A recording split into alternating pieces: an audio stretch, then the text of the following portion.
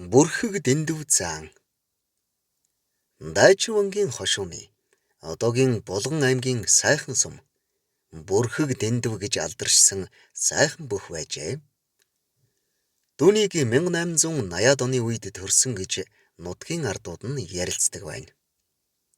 Энэ бүх 1950-ад он хүртэл амьдарсан бөгөөд асар өндөр биетэй Монголд өндөр гонгорын дараа орох үйс бараг заалбал 2 м 30 түүнээс ч өндөр 2 м 40 орчимтой дүйцхүйц том биетэй нэгэн байжээ. Морьтой хүнтэй зэрэгцээ зогсоход өнөө морьтноос өндөр харагддаг. Айлд ороход хондлой нь хаалганы тотго шүргдэг.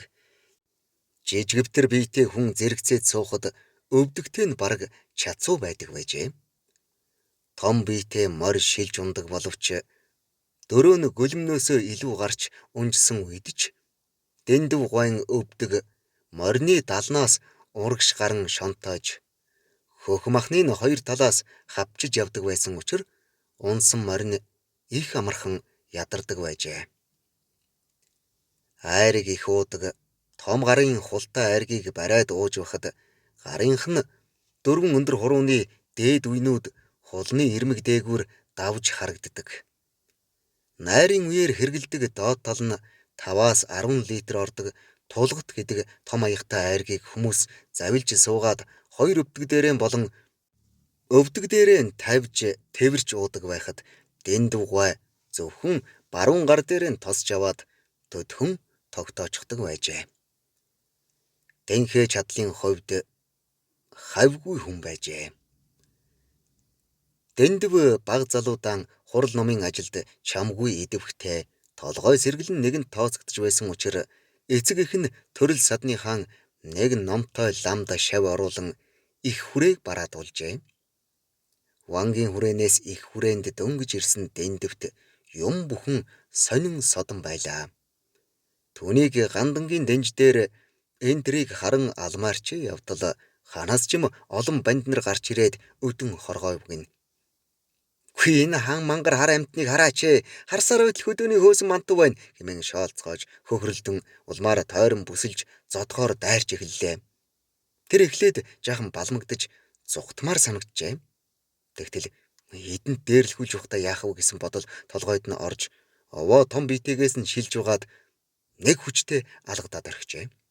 Тэгтэлч цаадах нь үнэхээр биерхүү хэрхэндээ бядтай нэгэн байсан учраас арагшаа унахтаа шургаагийн хашааг тэрчгээр нь ханаруулан унахад бусд нь санд минд тал бүр тийшээ зүхтан алга болсон гэдэг.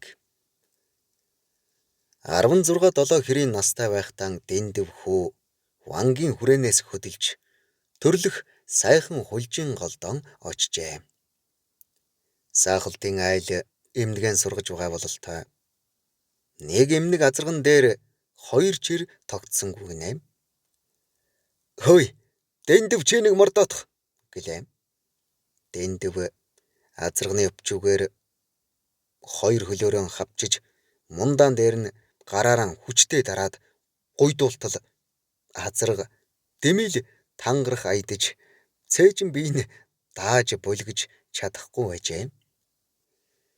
Сайхан уулын баруун талд жаргалантад байсан хошуу ноён цагаан сарынхаа боо бууз ban шиг хийлгэж ууз шүүсэн чануулж айргаан гисгэлгэж түш түлээгэн бэлтгүүлэхээр нутгийн бөхчүүдээ өдөр товлон дуудуулжээ.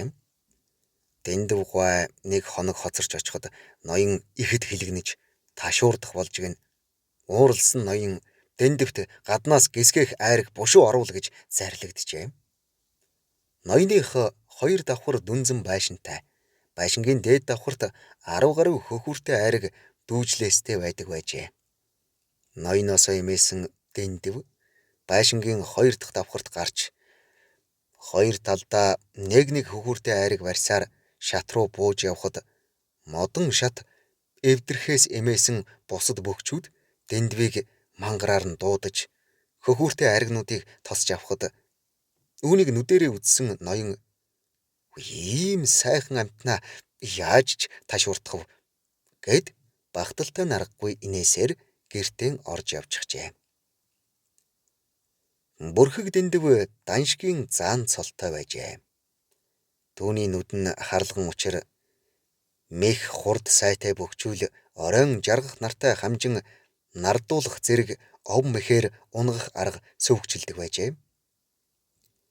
Одоогийн Сэлэнг аймгийн баруун бүрэн гэдэг газар 2-3 өдөр үргэлжилсэн нэгэн том наадам болжээ. Энэ наадамд мундаг лувсан даш заан, дэндив заан нар тунан үлджээ. Тэр өдөр тэнгэр бүрхэг наргүй байсан болохоор дэндив заан боджээ. Лувсан дашид би нэг удаа унж билээ. Өнөөдөр хүч үзэж болохоор сайхан өдөр байна да гэд барилдахаар гарч. Дэндив заан барьж авахаар ухс хийхэд лувсан даш заан хажуу тийшээ бултаж гин. Тэгэхээр нь лувсан даш зааны хөл нь ойролцоо байхаар нь хүчтэй хавсарсанд зааны өрөөсөн гутал нь суг үсрээд нилээд хол унчих шиг болжээ. Гэтэл лувсан даш заан гуталтайгаан өрөөд зогсож байна гин. Тэгсэн дэндив заан андуураад цахилдаг хавирчихсан байсан гэдэг. Нэгэн удаа дэндив нутгийн Сэндэн гэдэг айлд хоног тааруулжээ. Тэр айл 4 хантай багавтар гэртэй юм байжээ. Тэгээд 2 гудас залган дэвсээд гэрийн баруун талаар тулгаан тойруулан ор засч өгчээ. Дэндүү гойч зассан орон дээр нь унтахаар хэвттэл гэрийн эзэн Сэндэн дэндив чи адийнхтаан тулг татаж тогоотой сүв асгachхва гэхэд дэндив заахуу тэр чинь хэлтгэл үг байна. Би гэдэргэн харж угаад атинахо гэд унтжээ. Сэндэн гойг өглөө босоод үнээгэн саахаар гарсан хойгуур нь дэндив сэрж тамхиан татгаар гараан шургуултал гарт нэг хүүтий юм баригдсан байна. Тэр нь могой байж. Тэр бээр могойноос маш их айдаг тул өнөө могойгоо шидчгээд гарах гэтэл хаалганы дээд тотхонд мөрн тулаад өн унаж гин. Тэгэхээр нь гэрийн тооноор толгой цээжэн гарган гэрт газрын амтан байна.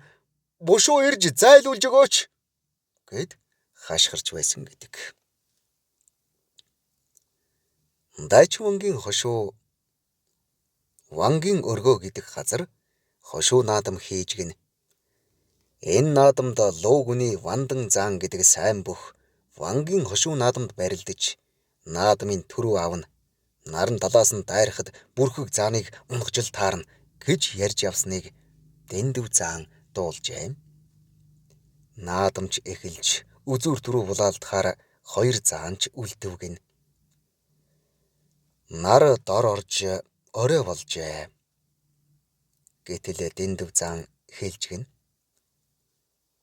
За олон түмэн ах дүүс минь ээ. Энэ наадам луугүний Вандан зааны тоглоом болох нь. Нар дор орчихлоо. Би харахгүй. Ингээд наадмаа алдах нэ. Нар дээр байгаад Ванданг барьж авсан цагт би унгаана.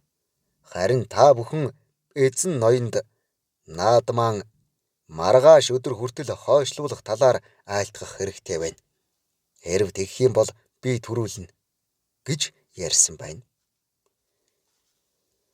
Наадмын төшмлүүд мөн цэц нар эзэн ноёнд энэ тухай айлтгахад маргааш нохой цагт наадмын төгсгөл хийж дааг жороо морь уралдуулан үзүүр түрүүний бөхөөм барилдуул гэсэн ноёны ам зарлиг гарчээ. Ингээд маргааш өглөөнд дэндив заан Вандан зааны засуултай уулзаж мен дамраа мэдлцээд асуужээ. Заахөө чи бид хоёр нэг хошууны улсууд юм байна.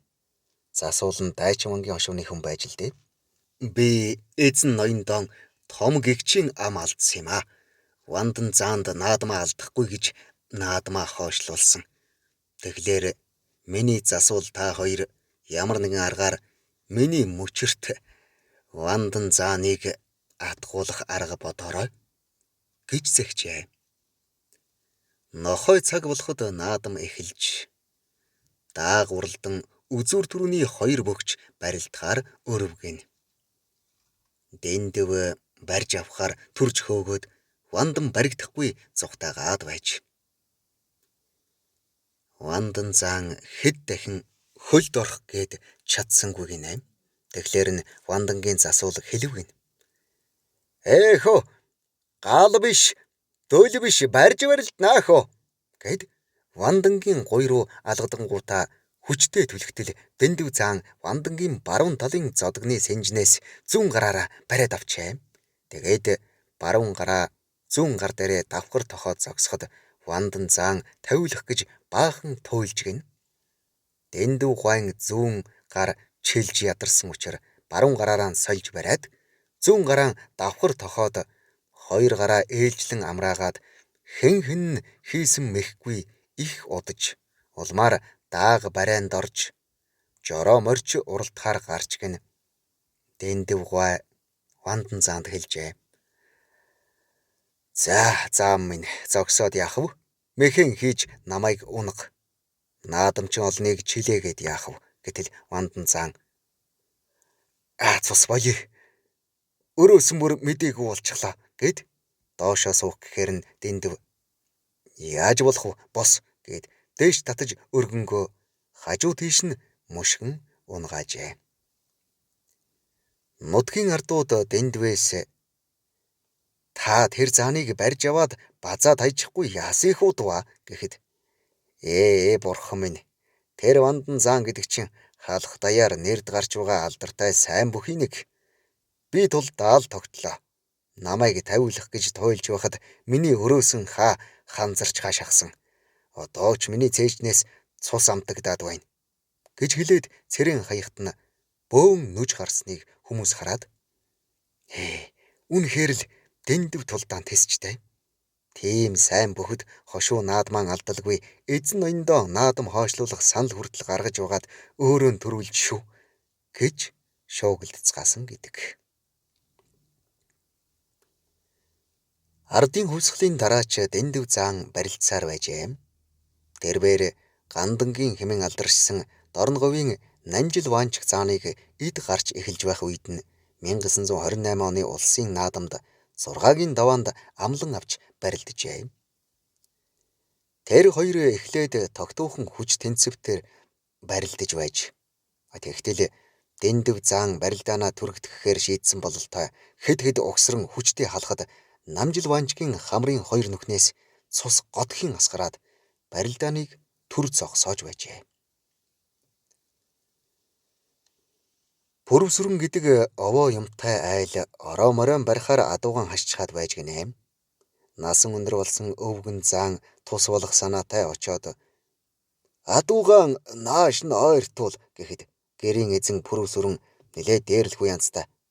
Хөөй хөгшөөн наанасаа холд адууны хөлд дайрагчвал шөлөг хог нь байхгүй шүү гэлээ. Дэндүү жаахан холдоод харжээ байтал залуус оролдоод барьж чадахгүй эцэст нь уургаан чиргүүлээд орхижээ. Өвгөн заан ойртож очоод нөгөө морийг нэг дайрахт нь далны тус газраас нь умартл атхан цавдаад татчихсан чинь шээс алдаад зогсож байжээ. Дэндүү заан гэрт ороод пүрвсүрэнгийн дэргэд сууснаа. Чи намайг түрүүн юу гээд байваа? Шиний баян тарган хэн тамаатай юм гэж хэлээд гараас нь бариад өвдгөн дээгүүрээ тат хаятай болоход пүрвсүрэн дэндүү таваарай намайг тас татчих нь байна шүү гэд царайны зэвхэрч гисэн хариугүй дорой дуугаар гуйж байжээ. Зааны гараас тавигдан босч ирээд айраг уудалж байхтан тэрбээр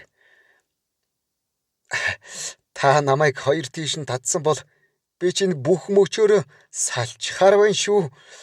Таны бярч нэмэртэй их юм гэхэд дэндүү заан одоо ч өтөлж хөгшрөөд голондоо тулж дээ. Түүнээс биш би пүрвсүрэнтэйгээ л бөх явлаа хэмээн наргиж суусан гэдэг юм.